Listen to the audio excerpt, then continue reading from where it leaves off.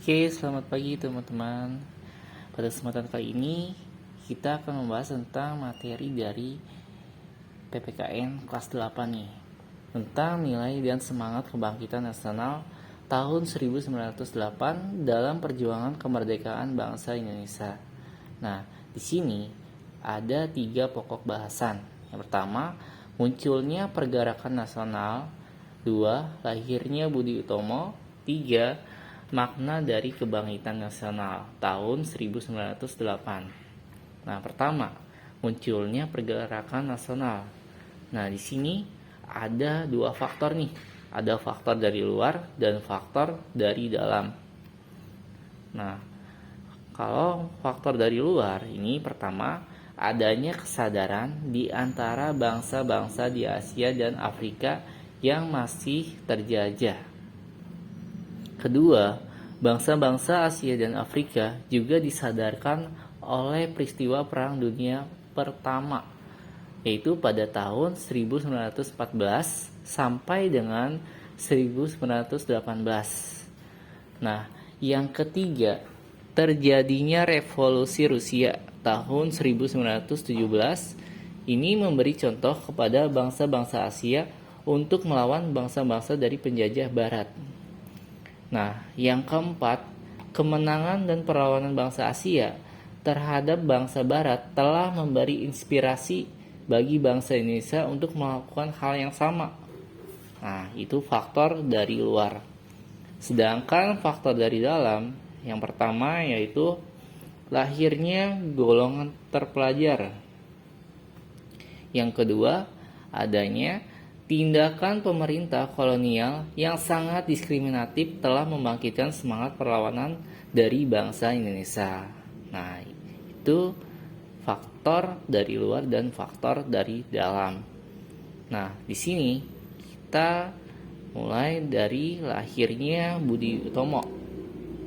Nah, di sini kita akan membahas selanjutnya tentang lahirnya Budi Utomo. Sini organisasi pergerakan nasional pertama yang didirikan pada 20 Mei tahun 1908. Kelahiran organisasi ini dianggap sebagai cikal bakal pergerakan nasional Indonesia. Oleh karena itu, hari kelahirannya dijadikan sebagai hari kebangkitan nasional. Nah, Budi Utomo didirikan oleh Sutomo atas anjuran dari Dr. Wahidin Sudirohusodo. Nah, ini awal mula lahirnya dari Budi Utomo.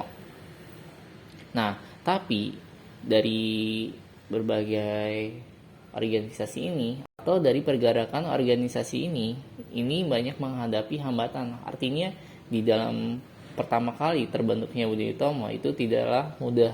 Jadi ada kendala dalam organisasinya. Nah, yang pertama organisasinya itu pembatasan anggota Budi Utomo hanya untuk masyarakat Jawa dan Madura. Yang kedua, tidak mencampuri urusan politik. Nah, di sini juga pada Kongres Budi Utomo yang pertama berlangsung di wilayah Yogyakarta pada tanggal 3 sampai 5 Oktober 1908. Ini kongres pertama kali.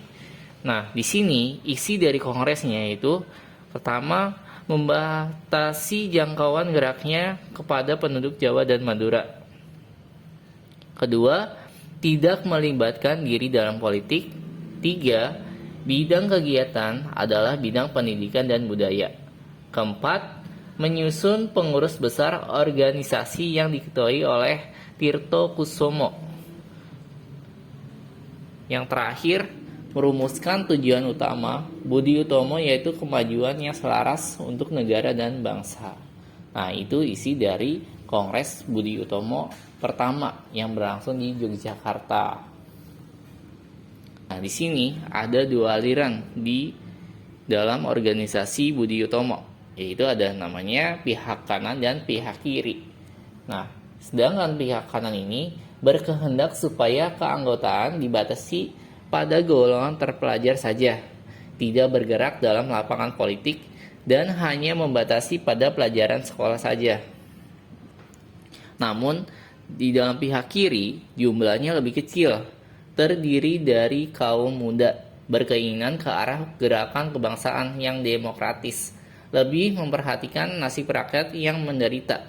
Nah, selanjutnya di sini ada namanya faktor menyebabkan semakin lambannya budi utomo. Yang pertama yaitu Budi Utomo cenderung memajukan pendidikan dari kalangan priai daripada penduduk umumnya. Yang kedua, lebih mementingkan pemerintah kolonial Belanda daripada kepentingan rakyat Indonesia. Ketiga, menonjolnya kaum priai yang lebih mengutamakan jabatan menyebabkan kaum terpelajar tersisih. Nah, ini salah satu atau 3 faktor yang menyebabkan semakin lambatnya pergerakan dari organisasi Budi Utomo.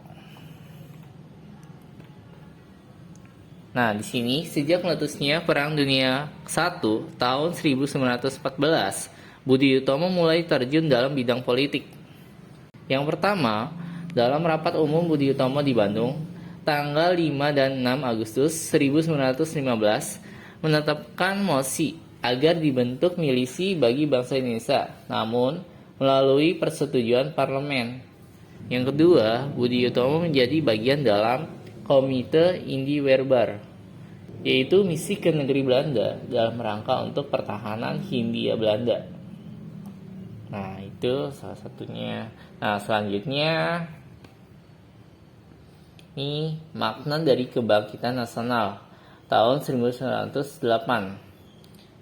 Pada perekatan persatuan dan kesatuan di antara masyarakat Indonesia, semakin akan persatuan dan kesatuan diwujudkan dengan ikrar Sumpah Pemuda yang dilakukan oleh para pemuda Indonesia pada waktu itu untuk berjuang bersama mencapai suatu kemerdekaan bagi bangsa Indonesia. Selain itu, gerakan kebangkitan nasional dapat dimaknai sebagai bentuk perubahan yang menghidupkan kembali semangat nasionalisme bangsa Indonesia.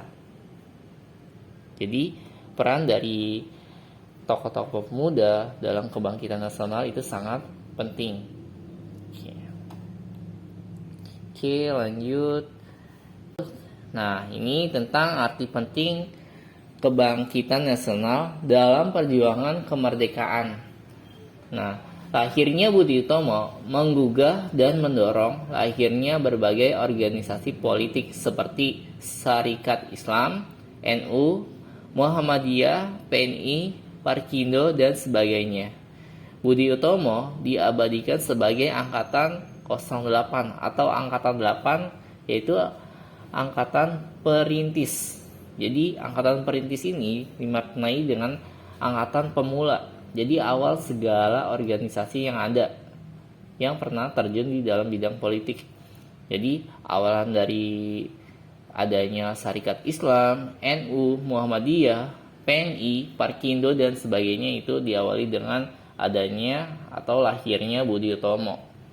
Nah, di sini pentingnya kebangkitan nasional bagi bangsa Indonesia nih. Nah, yang pertama, bagaimana bangsa Indonesia bisa terbebas dari mental yang terjajah.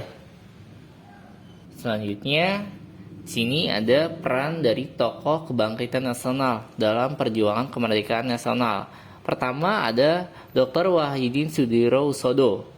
Yang kedua ada Dr. Sutomo. Yang ketiga ada Dr. Cipto Mangunkusumo. Dr. Wahidin Sudirohusodo salah satu pelopor dari pergerakan nasional, pendiri dari organisasi Budi Utomo, dan tokoh yang memberi inspirasi terhadap perjuangan kemerdekaan Indonesia. Gagasan penting yang mewarnai perjuangan pergerakan nasional adalah memprakarsai organisasi yang bertujuan memajukan pendidikan dan meninggikan martabat bangsa.